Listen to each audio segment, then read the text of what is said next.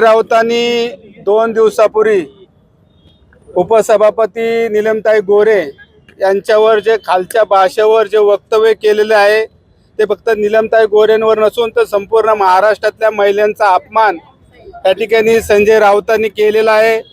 रोज सकाळी उठून काहीतरी बोलायचं आणि महाराष्ट्रामध्ये काहीतरी घडवायचं अशाच पद्धतीने 1-2 दिवसापूर्वी संजय राऊतांनी जे बेताल वक्तव्य केले त्याचा पुणे शहर शिवसेनाच्या वतीने या ठिकाणी सर्वात प्रथम जाहीर निषेध केलेला आहे।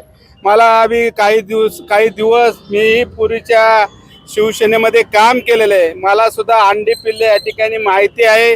माझ्यासारख्या सुद्धा कार्यकर्त्याला काही शिवसेनेच्या नगरसेवकांना स्थायी समिती सदस्यासारखं पद असन हे मिळवण्यासाठी सुद्धा काही ना काहीतरी द्यावं लागायचं।